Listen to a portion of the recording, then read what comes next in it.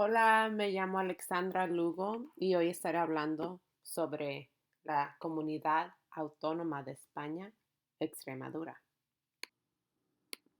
Entonces, ¿dónde está la región dentro de España? Extremadura está situada al centro-oeste de la península ibérica. La capital de Extremadura es Mérida, y Extremadura está compuesta por las dos provincias más extensas del país, Cáceres y Badajoz. La población inscrita en el Padrón Continuo en Extremadura a fecha del 1 de enero de 2021 es de 1.058.763 personas. Eso es 5.000 menos que un año antes, entonces lo que supone un descenso del 0.5% entre los más altos de España. En esta foto podemos ver las dos provincias más extensas del país, Cáceres y Badajoz. Y en rojo circulado es la capital, Mérida. ¿Hay una lengua o dialecto que se habla en esta región? La respuesta es sí. En la región se hablan varias lenguas iberoromances. El castellano es la única lengua reconocida en Extremadura como oficial. Más del 97% de la población habla en castellano, pero también se habla portugués. Algunas escuelas extremeñas ofrecen la enseñanza del portugués como lengua extranjera. Fala también es una lengua estrechamente vinculada al gallego y al portugués. Se considera un grupo dialectal del galaico portugués plenamente diferenciado del portugués del otro lado de la frontera y del resto de variedades de portugués de Extremadura. Y la última lengua que se habla también es extremeño, y el extremeño se encuentra en estado de regresión y carece casi por completo de normalización. Aquí se ve la bandera de Extremadura. Estos colores tienen una explicación histórica. El color verde era el color emblemático de la venera de la Orden de Alcántara, cuyos territorios y encomiendas se extendieron por gran parte de las provincias de Badajoz y Cáceres. El color blanco era utilizado en el pendón real de los monarcas leoneses que reconquistaron la región, incorporándola al reino de León. Finalmente, el color negro se tomó del estandarte de los reyes haftásidas de Badajoz, que crearon un reino musulmán sobre la mayor parte de Extremadura en el siglo XI y aportaron un esplendor literario y cultural como nunca antes fue conocido. Ahora hablaremos un poco sobre la historia de Extremadura. Extremadura se dice ser la cuna de los más famosos conquistadores del Nuevo Mundo, Francisco Pizarro y Hernán Cortés. El nombre de Extremadura deriva del latín extremadori, extremos del Duero, o más bien en el otro extremo del Duero, haciendo referencia a su posición al sur del río Duero. En general, Extremadura se usaba durante la Reconquista para denominar a las tierras situadas en los extremos de la frontera, de los reinos cristianos del norte, en particular de los reinos de León y Castilla, con Al-Ándalus. El reino de León, bajo el mandato de Alfonso el IX de León, conquistó la taifa de Badajoz en 1230, tras la formación de la corona de Castilla por la unión de ambos reinos en 1230. La provincia de Extremadura se creó en 1371. Entonces, en Extremadura se conservan numerosas huellas del periodo musulmán que se prolongó más de 500 años hasta 1248, como la Alcázaba de Mérida, primera de la península ibérica, los restos de la fortaleza de Alange, la Alcazaba de Badajoz, el aljibe de Cáceres, el castillo de Trujillo y en Calesio las murallas de la época almohade levantadas a base de piedras de río. Durante el periodo de la Reconquista, los reinos de Portugal, León y Castilla conquistaron territorios de lo que hoy conocemos como Extremadura. En estas fotos se ve la Alcázaba de Mérida y el Castillo de Trujillo. La Alcázaba de Mérida se diseñó como un recinto defensivo que permitía proteger al gobernador de la ciudad, facilitaba la defensa contra las revueltas internas y afianzaba el control del acceso a la ciudad a través del puente romano. El castillo de Trujillo todavía conserva las torres cuadradas propias de la arquitectura militar islámica. Entonces, en las Cortes de Toro de 1371, Extremadura fue reconocida como región administrativa con la denominación de provincia de Extremadura desde las Cortes de Segovia de 1390. Es reseñable que durante esta época convivieron pacíficamente Islam, judaísmo y cristianismo. Ya para el siglo XIV se había producido un hecho relevante para la religiosidad del pueblo extremeño, la aparición de la Virgen de Guadalupe. Para continuar, el siglo XVI se produjo una emigración masiva de extremeños a América y entonces muchos eran hombres en busca de una fortuna y fama que España ya no podía ofrecer tras la caída del reino nazarí de Granada en 1492.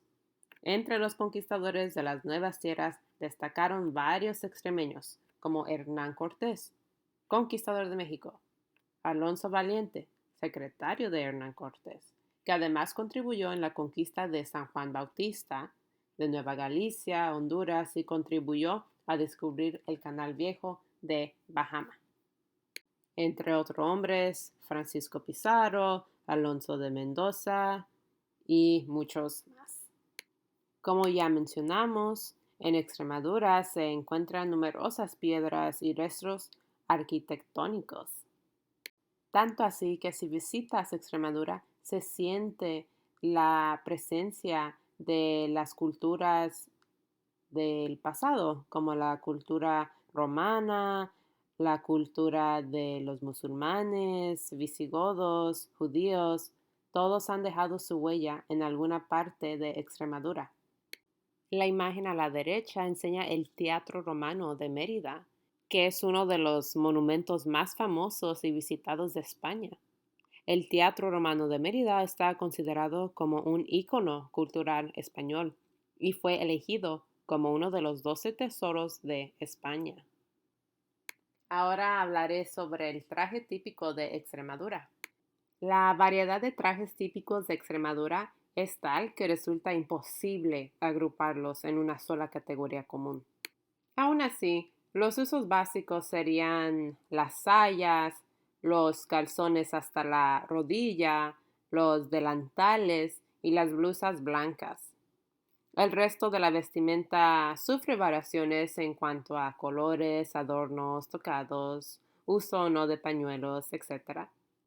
Y entre todos los trajes tradicionales de Extremadura se pueden distinguir, por ejemplo, el de Cázares, que se ve a la imagen a la izquierda, cuyo traje típico femenino guarda ciertas similitudes con los de la provincia de Toledo. En concreto, con el de la Graterana, el perfil se caracteriza por la gorra, la escarbina y unas sayas cortas y con mucho volumen. Estas imágenes enseñan más sobre los colores y los detalles que se encuentran en la vestimenta de la mujer y también del hombre. Existe una gran variedad de trajes regionales, pero como antes había mencionado, uno de los más famosos es el de Cáceres, que se encuentra en estas fotos. Y ahora mi parte favorita, la comida típica de Extremadura. Extremadura es tierra de quesos, deliciosos como la torta del Casar y el queso de la Serena.